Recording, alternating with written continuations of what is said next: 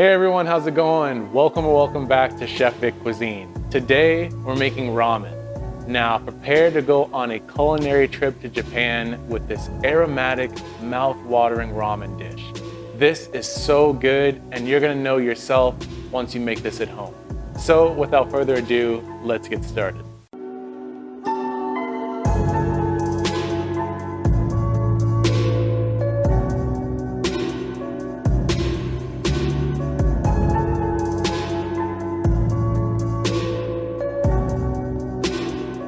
Alright, so first things first, we're going to prepare our eggs for the ramen. And for that, we're going to bring a small pot of water to a rapid boil. And once that's boiling, we want to add 2 large eggs to the pot and boil them for 7 minutes. This will create soft boiled eggs. And once they're cooked, we want to place our eggs in an ice bath. This will really help with peeling off that eggshell. Next up, we're going to dice up 3 green onion stalks. I like cutting them along the length at a bias, but feel free to thinly slice them as well. We're also going to need 1 garlic clove for this recipe, so you want to smash that with the blunt side of your knife and then dice that into really small pieces. Now we're going to make the protein portion of this dish, and I'm going to use ground chicken, in particular 1 pound's worth of ground chicken, and we're going to add that to a pan, followed by the white portion of our diced green onion, a thin sprinkling of salt, as well as black pepper, and our minced garlic clove. Break the ground meat into tiny pieces and toss it as it cooks, and once it's about cooked through, we want to add in 1 teaspoon's worth of ginger paste. Keep tossing all these ingredients together until it's cooked through, which should take about 8 minutes. Finally, you want to add in 1 teaspoon of soy sauce. Toss all the ingredients together and then set this aside. Now let's make the tare, another one of the 5 essential elements of this ramen.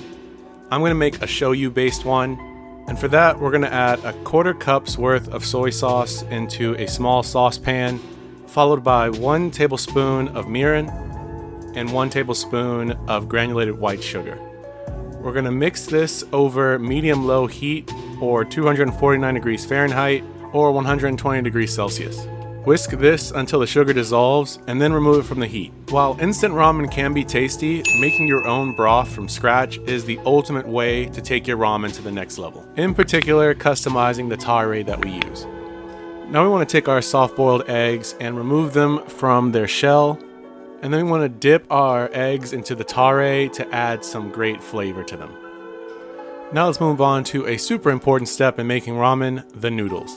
In a medium sauce pot, you want to bring a pot of water to boil, and then you want to add in 90 grams worth of ramen noodles. You want to cook the ramen noodles according to the package directions, and there's no need to add salt. And if you're ever feeling adventurous, you can try making your own noodles too.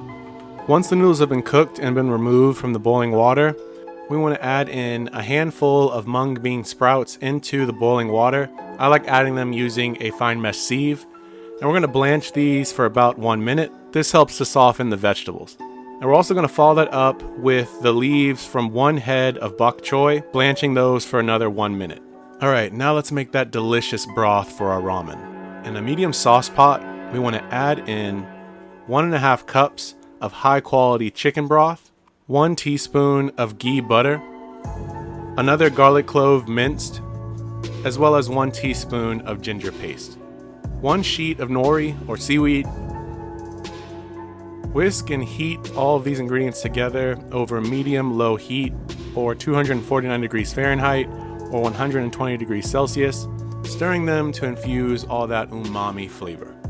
Also, don't be afraid to add some variety of spices to add depth and complexity to your broth. Experiment with chili oil, sesame oil, rice vinegar, whatever you can think of to find the perfect combination for your tastes. Now with our broth done, we're ready to assemble our ramen. In a large, shallow bowl, we want to add in our tare, and we're going to follow that up with the broth that we're going to strain through a fine mesh sieve. Now we want to add in our ramen noodles, and top that with our ground chicken, the remaining green onions, our blanched bean sprouts, as well as the blanched bok choy, and 1 of our prepared eggs sliced in half.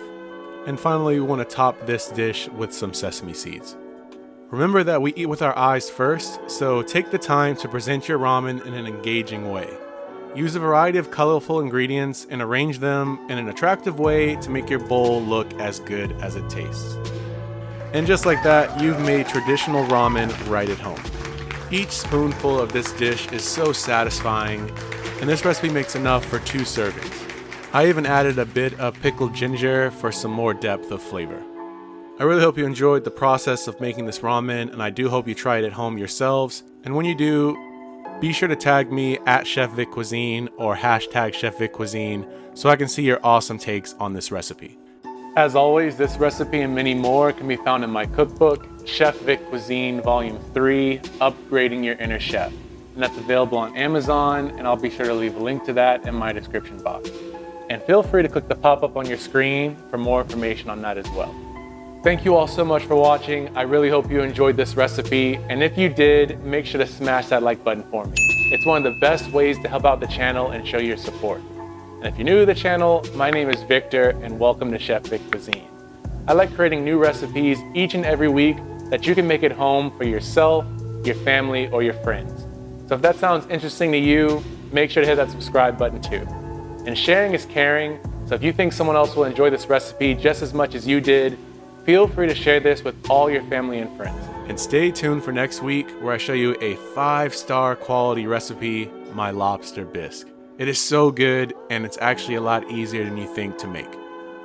Well, thank you all again so much for watching. I really do appreciate it. Thanks for all the support in advance. Feel free to check out more recipes on my page now. YouTube thinks you'll like this one, so let's see if they're right. And I'll catch you next time on another episode of Chef Vic Cuisine. And until then, peace.